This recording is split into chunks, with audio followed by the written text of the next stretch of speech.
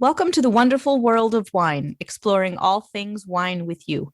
We are your hosts, Kim Simone and Mark Lindsay, and every week we talk about trending topics in the wine world. You can find us on Facebook at The Wonderful World of Wine.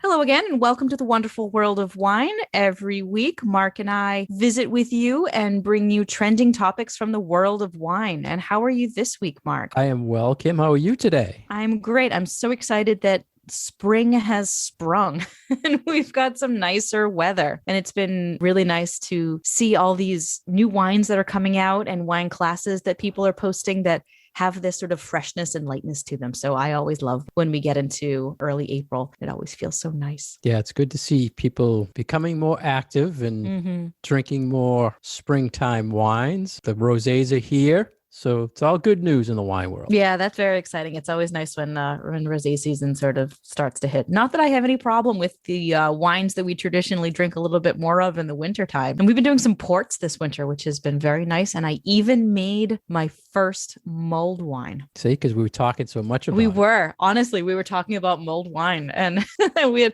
one weekend we were sitting up by the fire pit and it was going to be cold. And I'm like, ooh, mulled wine. And I remember thinking back to those articles that we talked about with spices and fruit and stuff to put in your mulled wine. So I'm like, I am totally going to do that.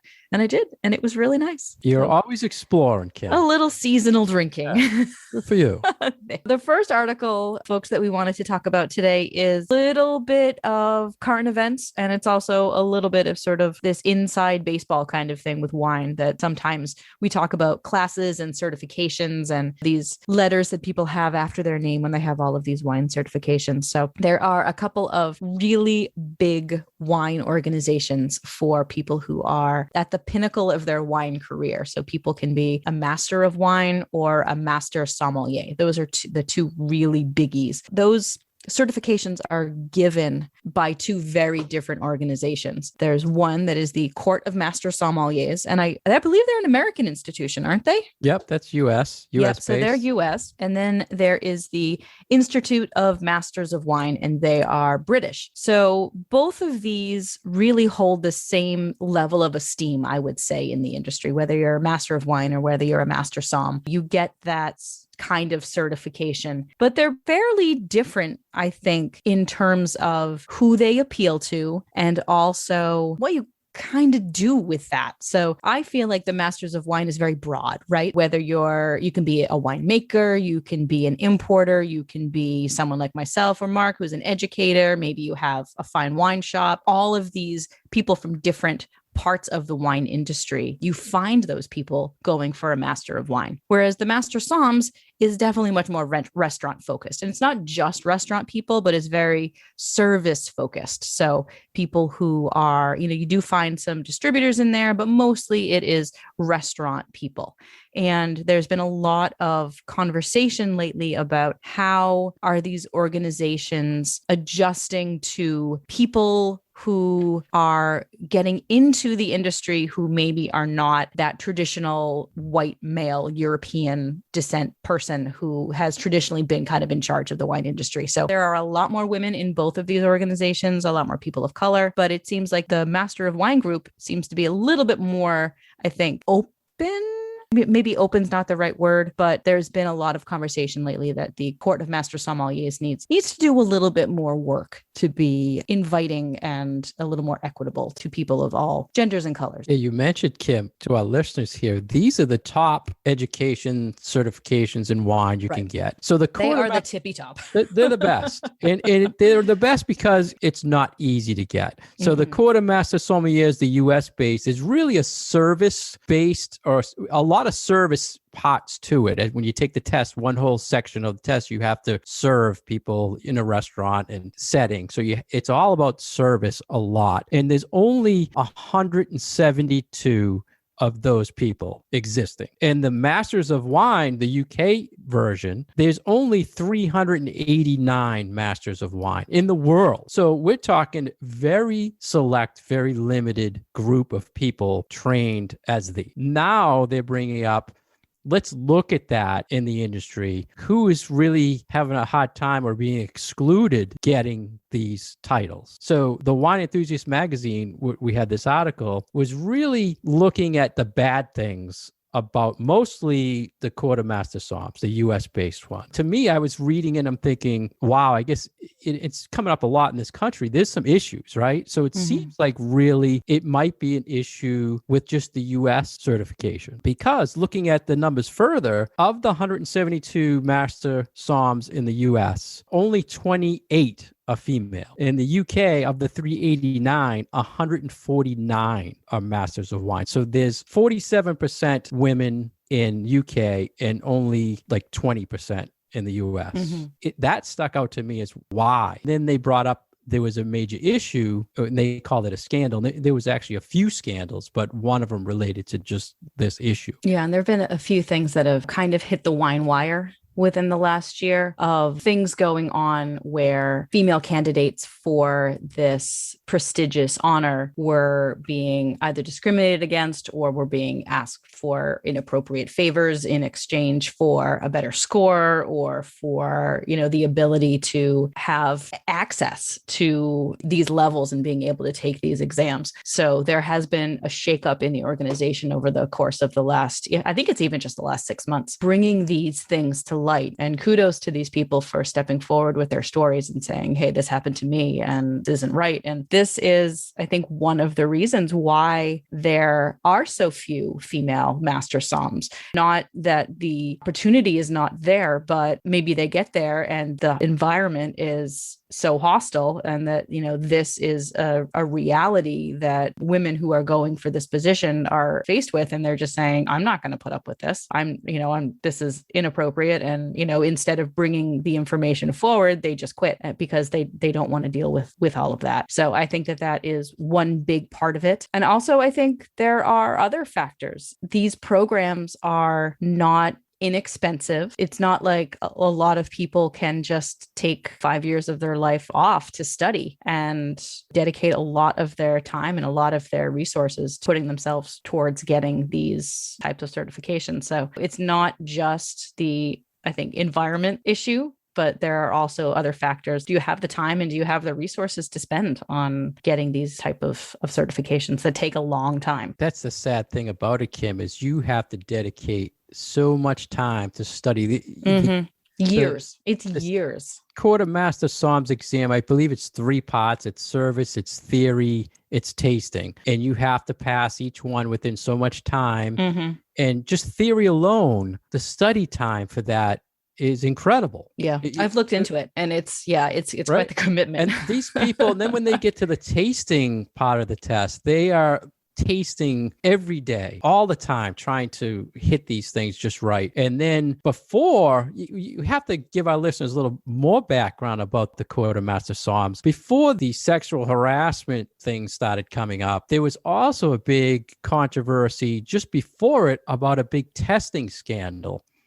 Where the people were actually working with master somms and they would kind of forward them the answers type of thing. And they discovered a whole ring of things going on with that. So what they did that year is they said, everyone who took the test, you're disqualified, no matter if you cheated in any way or not. So all these people spent all that time, they had to study all over again, right? And then just after that happened, they had this other issue come up. So they've been hit really hard. And I think we have to have on the show, we have a lot of people we know that are going through this process. We have to have someone on to talk about it and how they're looking at it from being someone going through it all. I think it would be a great interview to our listeners to hear that. It is I think, a unique experience going through one of these certification programs. It really does sort of take over your whole think your whole existence when you're spending all this time studying and really just focusing on all of it's wine all the time. And we like to joke that you and I, Mark, that we think about wine, all the time. But with the people who are studying for these certifications are at like a completely different level than we are.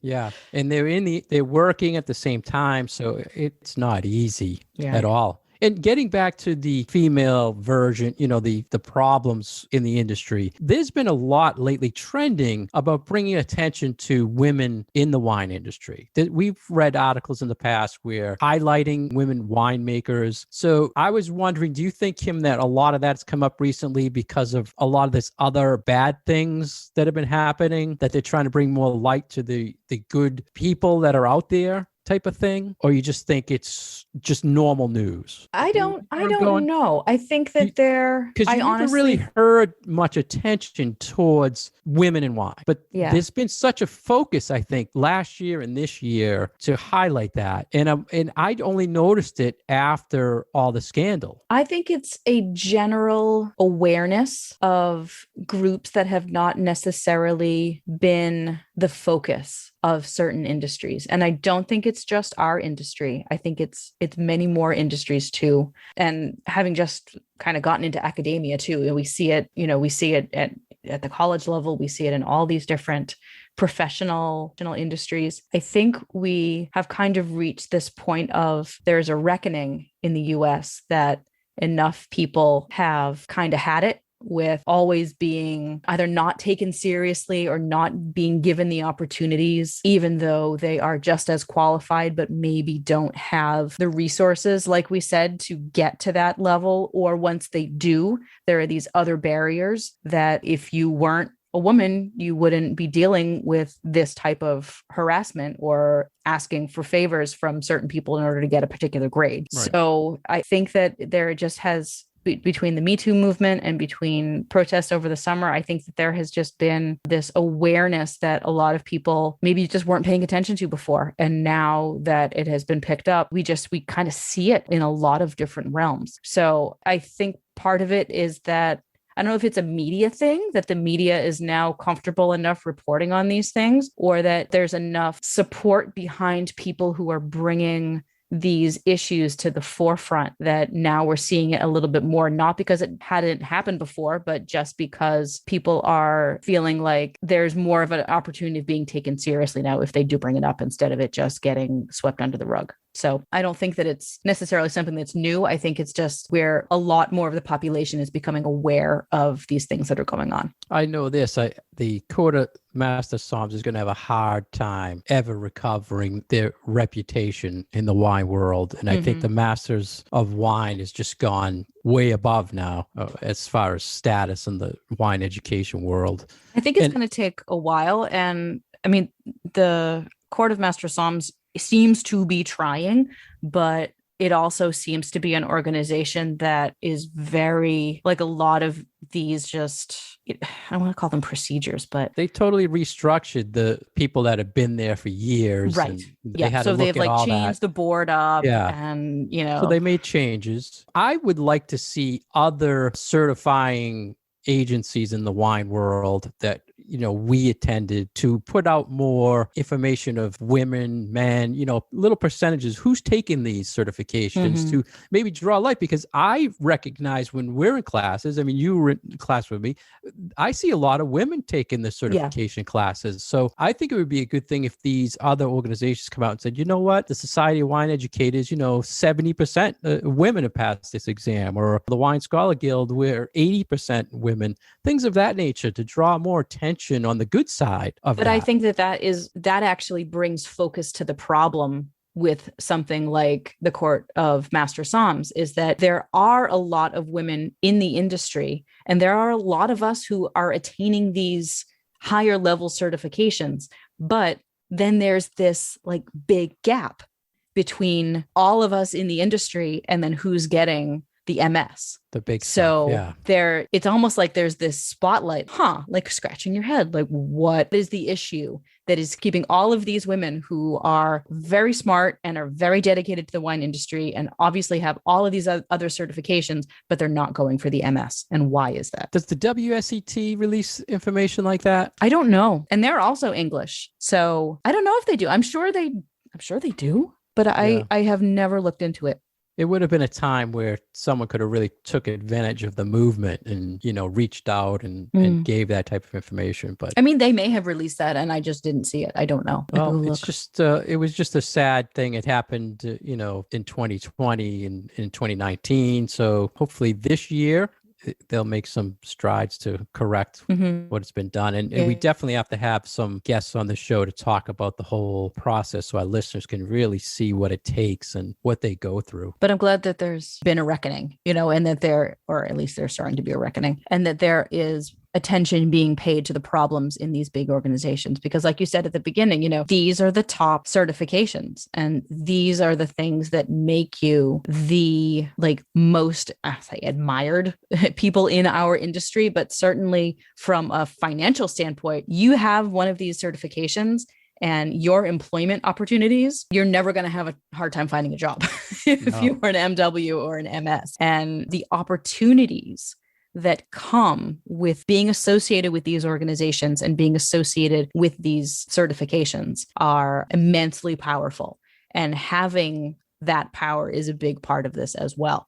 So I think that these organizations are realizing that they need to do things differently and they need to be more equitable, and that these shenanigans need to stop, and that this is, inappropriate. I'm glad that focus is being given to these.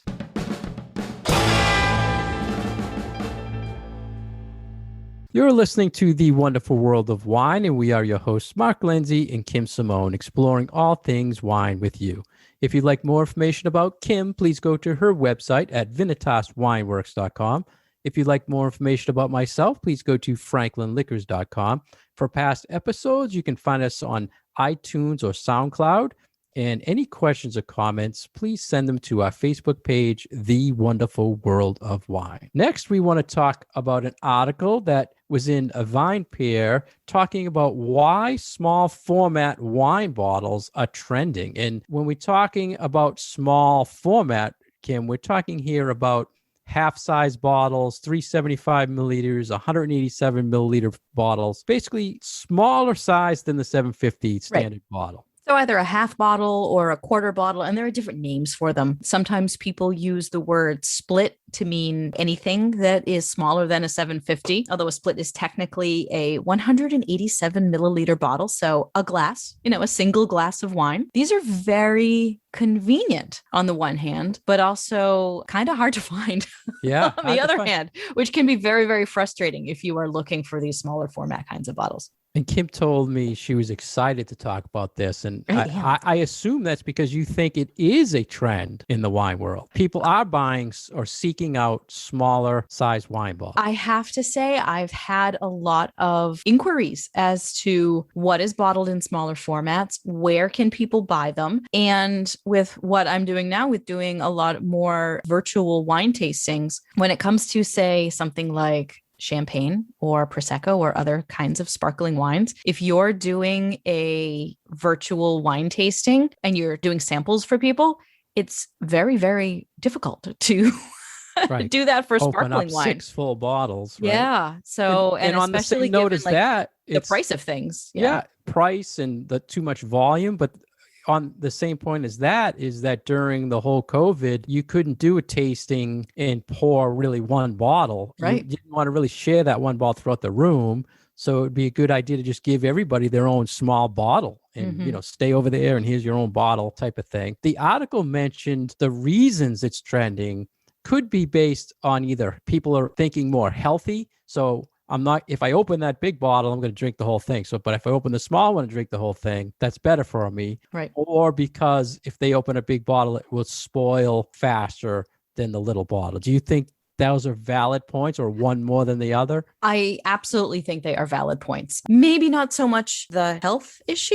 Frankly, I think a lot of it is more to do with kind of I don't want to say the social implications, but, we don't have as much ability to socialize with people outside of our own family units. So if you like to drink wine, but your spouse does not, opening a 750 milliliter bottle where suddenly have 4 glasses of wine in front of you, you're not going to drink that whole bottle. Maybe you will.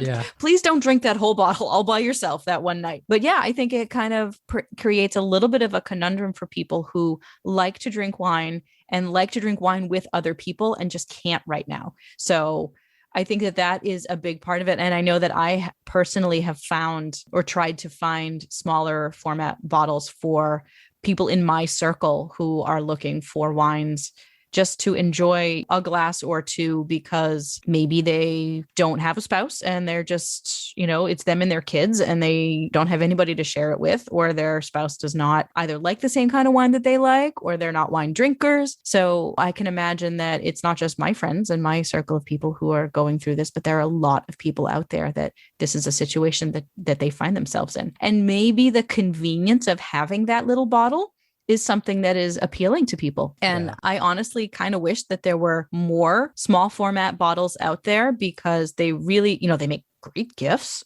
They look so cute. Putting together a gift basket. I thought you were going to go that way. They look so cute. And they are cute. Yeah. On the health thing though, Kim, I was looking, when I read that, I'm saying, you know what? Lately, I have to admit, when I'm trying to get away from opening a whole bottle. So I've been using the Coravin. I think I told you this before, where I just take out a little glass at a time and put it back on the shelf. So I can really see where health conscious people would say, you know what, let me get the little one. So I only drink the little one. And I hear that a lot on the liquor side more than wine. So wait a minute. So you're Coravining your wine so you could just have a glass, because just to control. I just don't want to, if I open it, I'll drink it. So I just have a glass and that's it. Right. So it's more of like, I do see that this is a self-control measure for you. Yeah. I've been controlling it, but then I'm thinking, well, maybe they're just staying healthy because the trend lately has been people healthy. Then again, I'm thinking myself, that was work. That's the way it is for me. So, right. And then on your point where people are saying to you, Kim, I can't find this stuff in stores. Mm-hmm. As a retailer, no one is showing me these products in the smaller size bottles. And I had just last week, I had a person come in with little bottles and she said to me, I'm giving the little ones because I can pass out more little bottles than carrying a big one I have to open and no one wants to taste, right? Which I think that's a good idea. Oh, wow. So she was sampling from the smaller ones? No, she actually gave the whole small bottle. Instead of going around sampling everybody on one 750 bottle where she was pouring for everybody, she handed everybody their own little bottles. And I never knew the line was made in half-size bottles. Yeah. So that type of thing, that's why you're not seeing is because people are really not presenting or pushing them. Some stores are having a comeback of, the small bottle section. Mm-hmm. And then you have to look at why you might not see them on the other end is that the wineries have to kind of retool the bottling line to have these smaller format bottles. So a lot of people don't want to spend the money or do that. Whereas you have on the opposite side, a lot of the European people, they're making these huge bottles, right, Kim? They make and not going to the small. But on the small side, you mentioned earlier too, the trend really I see is everybody's looking for the so-called splits, the sparkling wine. Mm-hmm. I see that a lot, but not on any reds or whites or rosés, but more on champagne or Prosecco. Give me a small bottle of that because they don't want to ruin the fizz if they open up a big bottle, right? Yeah. And I think that is where possibly the future of this size format could be, is with those bubbly bottles. But I've had requests for all different kinds of wines in smaller format. But I think it is important. And I love that you brought up the point of how expensive it is just from a production standpoint to put wines in those smaller format bottles. So I think what customers and what everyday wine drinkers don't know is that when you talk about bottling and we're talking about these smaller formats, you generally see them at both ends of the price spectrum. So you either see them at the really less expensive end, kind of more our, Like what's a it called, the four bulk pack. wine. But like, Yeah, that you know, you get to little four four packs and they're in a Yeah. plastic and they, you know, you got a little screw cap on them and they're not very expensive. And those have always been in retail stores. And those are easier to come by because that was a very specific business decision that those really, really big producers made. So they made the investment in the bottling line for those little individual bottles. And it's just part of, you know, naturally part of their production. Whereas on the other side of things, you don't see a lot of middling priced wines in smaller format. Like you're not going to see the wines that you ordinarily buy for like $15 a bottle in a half bottle or in a quarter size bottle, because it is a lot of expense for that winery to physically bottle their wines in smaller format, because they need new machines and they need new production lines and they need just like all of this infrastructure at their winery in order to bottle those things. So you sometimes see them more on the high end. You know, you'll get good champagne in a half bottle, but that half bottle of champagne is going to cost you almost as much as buying a 750, because it is so much more expensive to bottle at the winery all of those wines, because there's a lot of investment that those wineries need. So it is this sort of like funny in between thing where I think that there is a desire on the part of consumers for having them, but there is this issue with the pricing structure, because yes, you might want to buy that bottle of wine that is ordinarily $20, but if the half bottle is 16, just buy the full bottle. That's the point I wanted to say there. Yeah, too, Kim, and I think that is a if big... it's a 10, and the other way, if it's an inexpensive, like a $10 bottle, but the half size is 6, people look at it that, why is that? Should be half. It should be, but it's not. Price issues there, so the consumer kind of shies away from it. So, but we see that in kind of everything, right? So I mean, if you buy a big tub of hummus, you know,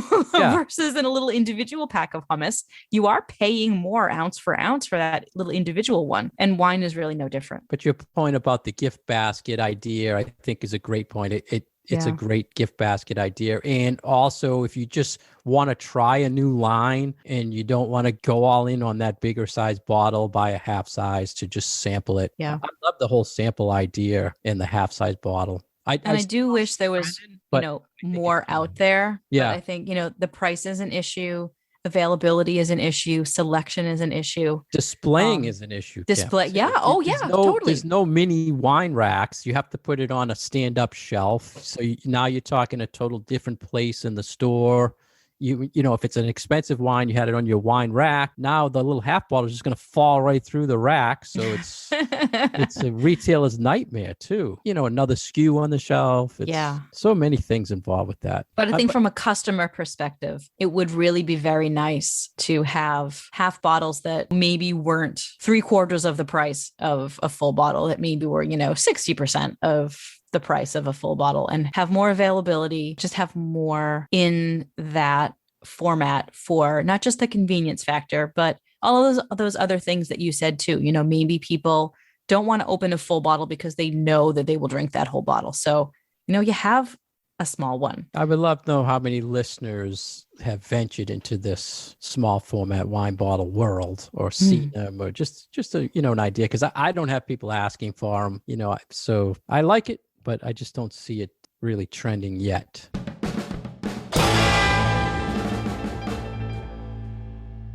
Thank you for listening today to The Wonderful World of Wine. We've been your hosts, Mark Lindsay and Kim Simone. You can find us on Facebook at The Wonderful World of Wine. Please feel free to leave us your questions and comments, and we may answer your questions on the air. And don't forget that you can find us every week on WFPR, Public Radio in Franklin, Massachusetts, 102.9.